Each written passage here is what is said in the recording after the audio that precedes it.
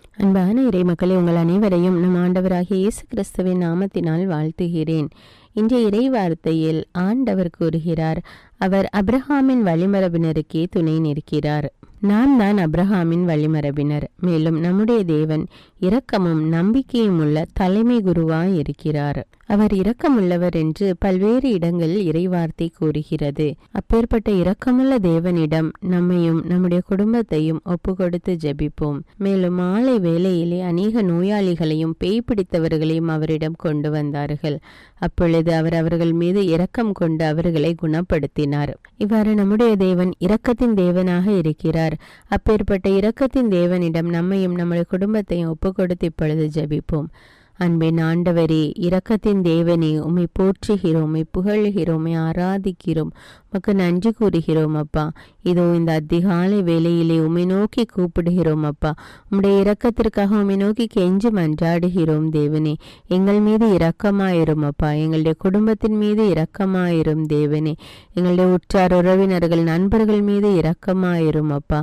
ஆண்டவரே, நாங்கள் செய்கிற எல்லா வேலைகளிலும் எங்களோடு எங்களை வழி நடத்தும் அப்பா. இரக்கத்தின் தேவன் நீர் இரக்கமுள்ளவராய் இருப்பது போல நாங்களும் இரக்கமுள்ளவர்களாய் இருக்க வேண்டும் என்று கூறிய இறை வார்த்தையின்படி நாங்களும் மற்றவர்கள் மீது இரக்கத்தோடு செயல்பட எங்களுக்கு கற்றுத்தாரும் தேவனே.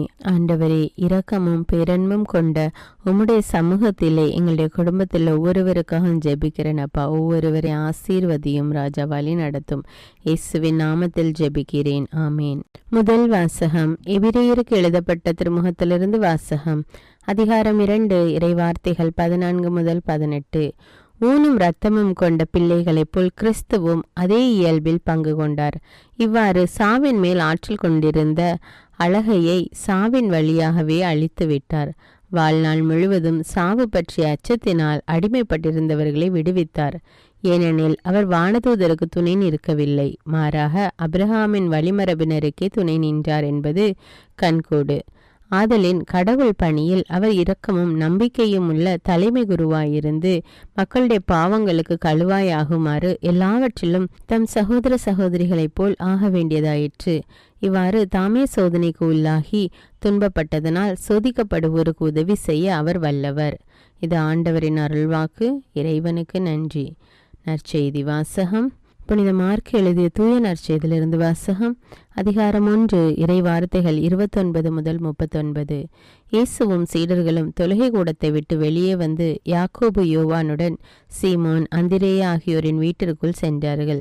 சீமோனுடைய மாமியார் காய்ச்சலாய் கிடந்தார். உடனே அவர்கள் அதை பற்றி இயேசுவிடம் சொன்னார்கள். இயேசு அவர் அருகில் சென்று கையை பிடித்து அவரை தூக்கினார். காய்ச்சல் அவரை விட்டு நீங்கிற்று. அவர் அவர்களுக்கு பணிவிடை செய்தார். மாலை வேளையில் கதிரவன் மறையும் நேரத்தில் நோயாளர்கள், பேய்பிடித்தவர்கள் அனைவரையும் மக்கள் அவரிடம் கொண்டு வந்தார்கள். நகர் முழுவதும் வீட்டு வாயில் முன் கூடியிருந்தது. பல்வேறு பிணிகளால் வருந்திய பலரை அவர் குணப்படுத்தினார். பல பேய்களையும் ஓட்டினார். அந்த பேய்கள் அவரை அறிந்திருந்ததால் அவற்றை அவர் பேசவிடவில்லை. இயேசு விடியற்காலை கருக்களில் எழுந்து தனிமையான ஒரு இடத்திற்கு புறப்பட்டு சென்றார். அங்கே அவர் இறைவனிடம் வேண்டிக் கொண்டிருந்தார். சீமோனும் அவருடன் இருந்தவர்களும் அவரை தேடி சென்றார்கள். அவரை கண்டதும் எல்லாரும் உம்மை தேடிக் கொண்டிருக்கிறார்கள் என்றார்கள். அதற்கு அவர், நாம் அடுத்த ஊர்களுக்கு போவோம், வாருங்கள். அங்கும் நான் நற்செய்தியை பறைசாற்ற வேண்டும். ஏனெனில் இதற்காகவே நான் வந்திருக்கிறேன் என்று சொன்னார். பின்பு அவர் கலிலேய நாடு முழுவதும் சென்று அவர்களுடைய தொழுகை கூடங்களில் நற்செய்தியை பறைசாற்றி பேய்களை ஓட்டி வந்தார். இது கிறிஸ்துவின் நற்செய்தி. கிறிஸ்துவே உமக்கு புகழ்.